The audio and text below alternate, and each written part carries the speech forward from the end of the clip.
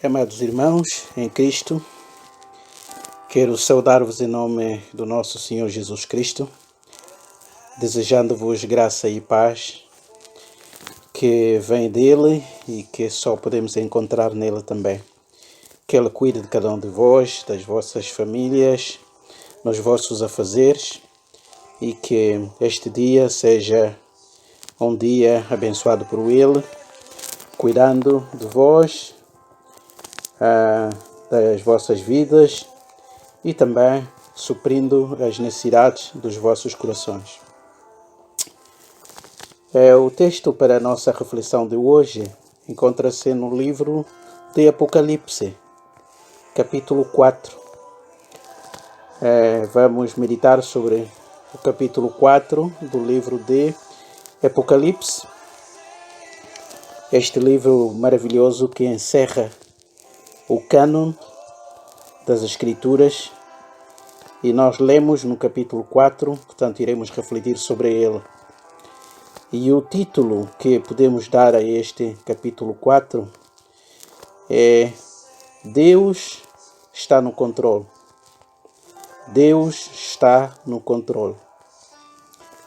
Nós sabemos que na nossa vida enfrentamos dificuldades, contradições, desavenças, conflitos, problemas, doenças, às vezes separação da morte ou por causa da morte e várias outras coisas que mexem com o nosso equilíbrio interior. E de repente começam a surgir dúvidas no nosso coração, ou pelo menos inquietações e perguntas que são legítimas. Será que Deus está a ver aquilo que me está a acontecer? Será que esta situação nunca terá fim? Será que eu sou capaz de resolver esse problema? Alguém me pode ajudar? Alguém entende o meu clamor, as minhas dúvidas, as minhas lutas? Então são várias as questões que surgem e que nos podem levar de uma forma errônea a pensar que Deus perdeu o seu controle, ou pelo menos não está no controle de tudo. Ou se estiver, então é porque não está a ver aquilo que está a acontecer conosco. Podemos sentir que ficamos à parte daquilo que é o controle de Deus. Parece que Deus está a cuidar dos outros problemas, das outras pessoas, e não dos nossos problemas e da nossa pessoa.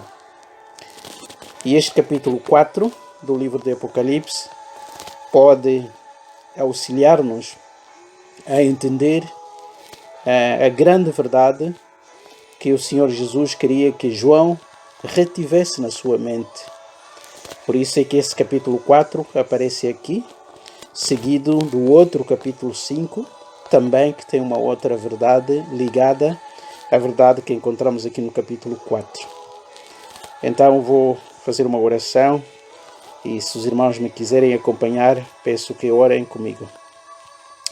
Nosso Deus e Pai, nós te louvamos pelo teu grande amor por nós. Obrigado porque tu ainda controlas a história.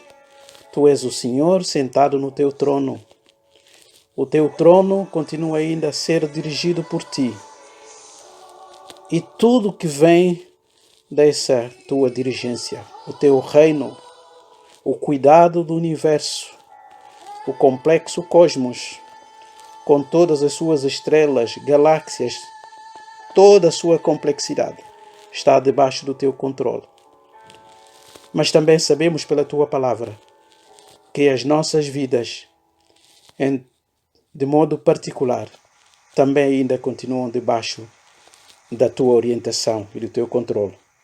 Ajuda-nos, pois, Pai Santo, a confiar em ti, a descansar em ti, a sabermos com toda a convicção de que qualquer coisa que nos aconteça, qualquer circunstância que nós enfrentemos, por mais difícil que seja, não significa que tu perdeste o teu controle, porque isso nunca acontecerá. Portanto, Pai, firme a nossa fé em ti, ajuda-nos a descansar em ti. Enquanto enfrentamos as lutas deste mundo, ó Pai, que a nossa fé continue bem firme em Ti, sabendo que nada acontece que não seja da Tua vontade ou da Tua permissão.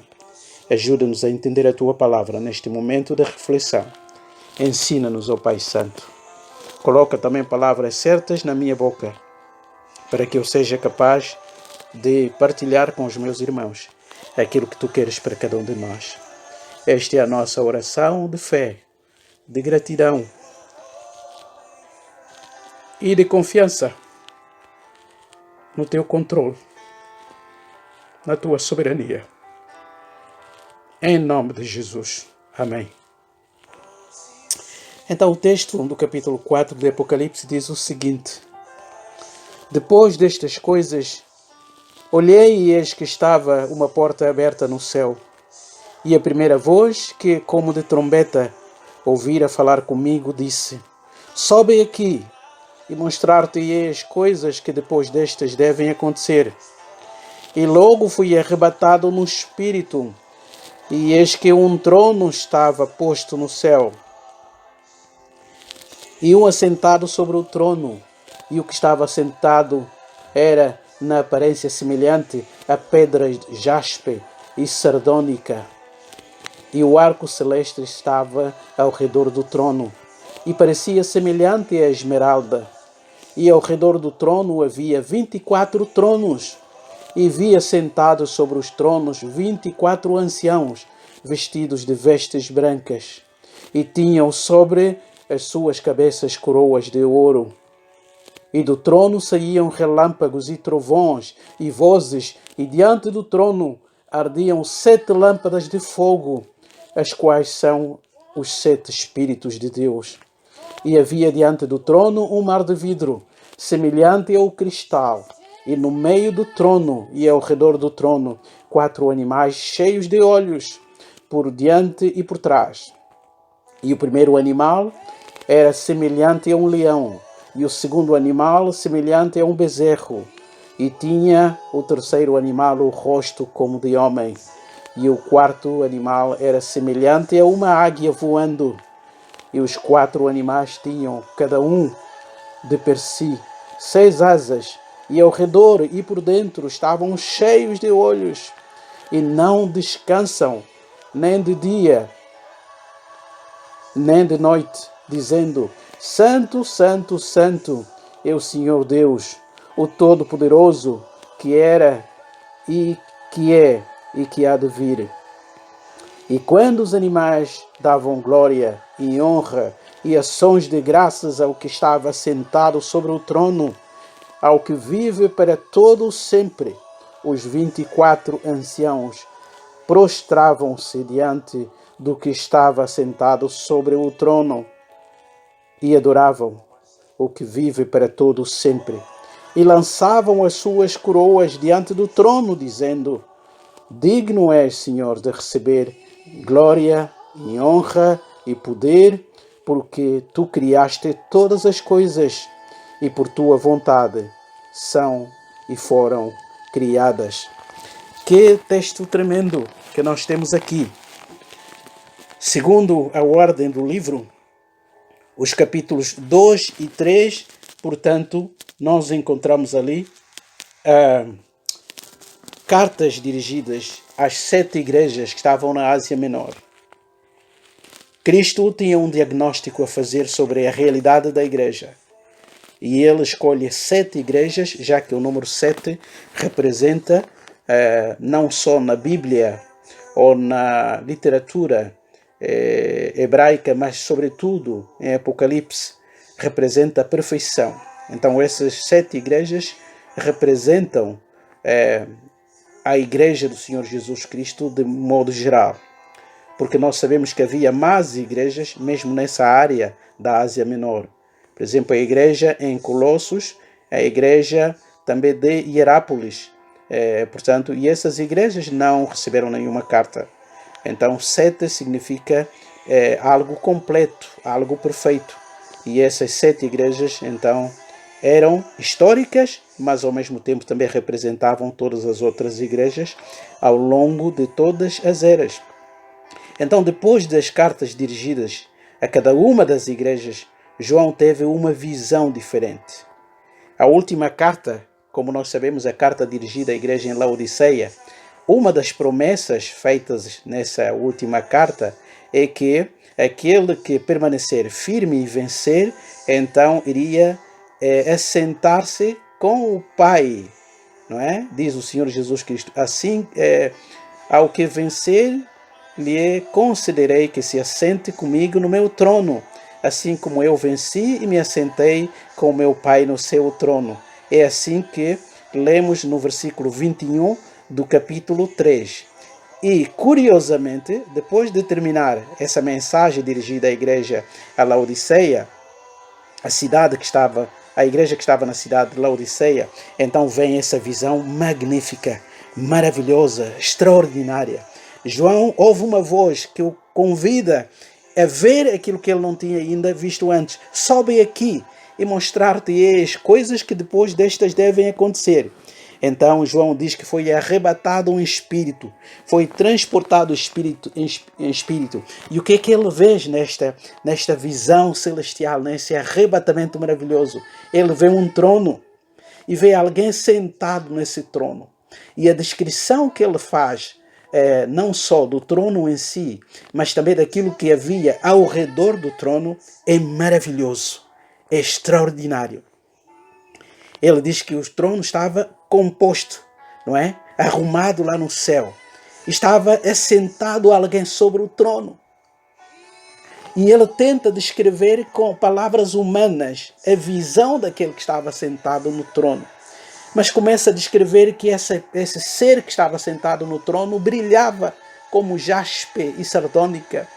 E depois estava ao redor do trono outros seres, 24 anciãos, 24 tronos, e assentados sobre esses tronos 24 pessoas idosas, anciãos. E para além desses 24 anciãos, também havia 4 seres que ele tenta descrever com as palavras humanas, que tinham uma aparência misteriosa, extraordinária. Só que o que mexeu mais com o coração de João foi ouvir aquilo que esses seres estavam a dizer, não é? Ele diz que os 4 animais ou seres viventes tinham cada um de per se 6 asas. E ao redor e por dentro estavam cheios de olhos. E não descansavam nem de dia nem de noite.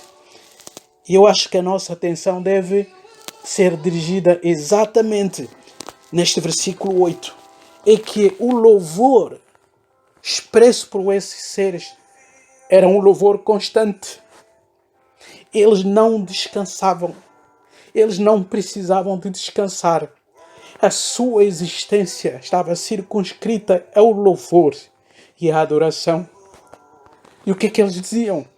Dizem no versículo 8: Santo, Santo, Santo é o Senhor Deus, o Todo-Poderoso, que era, que é e que há de vir. Então o objetivo dessa visão de João, não só para ver o trono e esse ser que estava assentado no trono, que obviamente representa o Deus Pai aqui, mas também aquilo que cerca esse trono. O louvor constante e maravilhoso que cerca esse trono. Esses seres tão elevados, tão magníficos, não descansavam. Cantavam Santo, Santo, Santo.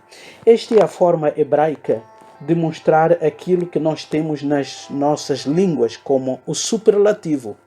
Nós às vezes falamos em português o mais santo ou o santíssimo, o mais belo ou o belíssimo. Então aquele é o grau mais elevado. E como isso não existe na perspectiva hebraica ou judaica, então os judeus repetiam 3 vezes para destacar algo superlativo, ou seja, o grau mais elevado. Então, quando nós lemos na Bíblia Santo, Santo, Santo 3 vezes, significa, na nossa linguagem, o Santíssimo. O grau mais elevado da santidade que alguém pode ter. E isso só existe no nosso Deus. E esse clamor continua, e essa adoração continua, diz assim: Todo-Poderoso, aquele que possui o controle e o poder sobre tudo e sobre todos. E ele também é um Deus eterno, o grande Yahweh, o que era, o que é e o que há de vir. E quando os animais ou esses seres davam glória e honra e ações de graças ao que estava sentado no trono e ao que vive para todo sempre, ou seja, o Todo-Poderoso e o Eterno Deus, então diz que esse louvor desses 4 seres ecoou, atingindo outros que estavam ali ao redor.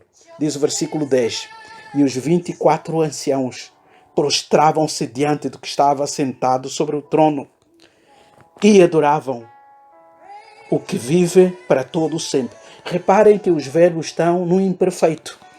Eles não só adoraram no momento, mas eles adoravam continuamente.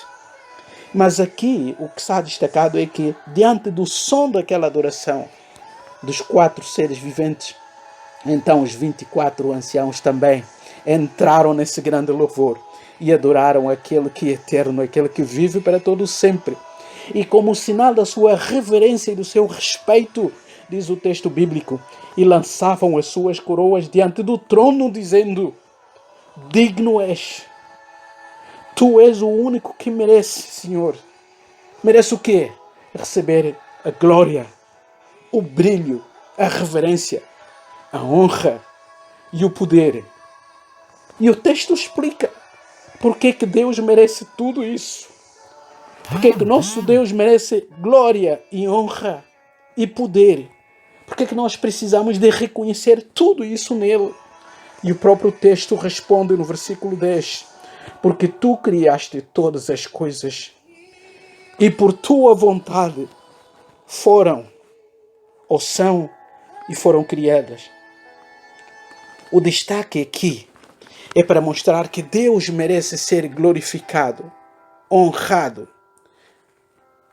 E nós temos que reconhecer o seu poder. Porque é um poder que cria do nada. E o texto destaca isso exatamente. Ele criou todas as coisas. O seu poder e o seu conhecimento vão além da ciência.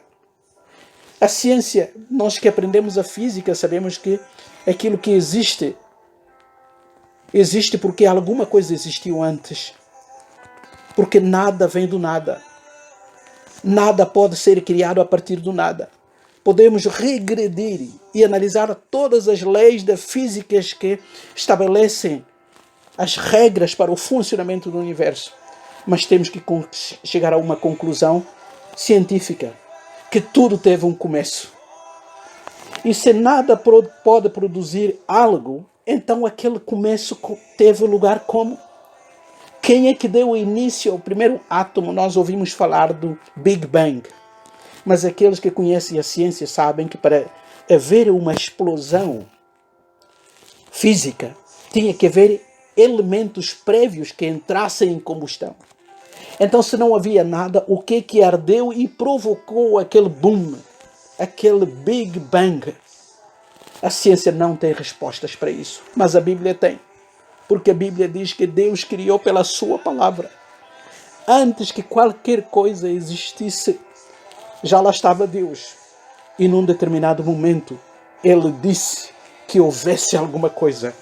E pela sua palavra, então aquilo que existe apareceu. Então o objetivo deste capítulo 4 era para mostrar a João de que alguém está no controle. Apesar daquele caos, apesar da aparente derrota da igreja, que estava a ser tremendamente perseguida. O único apóstolo vivo naquele tempo era João, e ele preso naquela ilha, cheio de perguntas na sua cabeça. E o Senhor Jesus queria que o seu discípulo, o seu seguidor amado, visse um pouco o vislumbre da glória. Por isso é que ele mostrou um pouco do trono e de alguém que estava sentado no trono, significando que a história ainda continuava a ser dirigida por um Deus. Apesar dos seus filhos serem mortos, torturados, queimados, pendurados em cruzes, comidos pelos animais, pelo fogo do ódio do Império Romano, Deus ainda estava no trono a dirigir a história. E essa é a mensagem para todos nós. Oh, queridos, Acontece o que acontecer nas vossas vidas. Eu não sei o que cada um está a experimentar. A minha partilha esta manhã, ou nesta tarde, é que acontece o que acontecer. Nós temos um Deus que está no trono. Ele continua a dirigir a história, mas também continua a dirigir as nossas vidas. E nós temos que louvá-lo. Santo, santo, santo é o Senhor Deus, o Todo-Poderoso, que era, que é e que há de vir.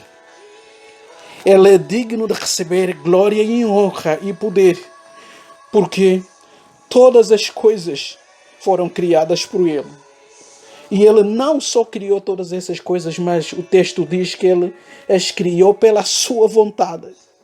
E Ele continua não só a cuidar da sua criação, mas também a sustentá-la. Elas foram criadas pelo seu poder, mas continuam a ser sustentadas pelo mesmo poder. Ele é que sustenta as nossas vidas. Oh, queridos, que nenhuma situação, nenhum problema, nenhuma dificuldade afete a nossa fé, de modo a levar-nos a pensar que Deus já não está no controle. Isso é mentira do diabo. Deus continua no seu trono. Que Ele ricamente nos abençoe. Que Ele dirija as nossas vidas. Que Ele edifique a nossa fé e a consolide também. Oh, amados, que Deus vos abençoe. Um sábado ricamente abençoado. Um fim de semana regado com a bênção de Deus, com a presença do Espírito Santo nas vossas vidas. Que Ele de facto receba todo o louvor. Que as nossas bocas, as nossas vozes, os nossos lábios entoem esse louvor. Assim como aqueles 4 seres entoaram. E aqueles 24 anciãos responderam, admirando Deus. Que cada um de nós possa fazer a mesma coisa também. Para a honra e glória do nosso Deus. Para a exaltação do nome do Senhor Jesus Cristo. E para a edificação das nossas vidas também. A Ele todo louvor, toda honra, toda glória, para todos sempre. Amém. Eu termino, queridos, deixando-vos esta música que mostra que nos diz que Deus ainda está no controle. Eu vou me agarrar a Ele. Eu nunca o vou largar. Porque Ele é a minha esperança. É o significado desta letra. Então, por favor, ouçam um pouco a melodia desta linda música. Que Deus ricamente vos abençoe. Amém. Amém. Amém.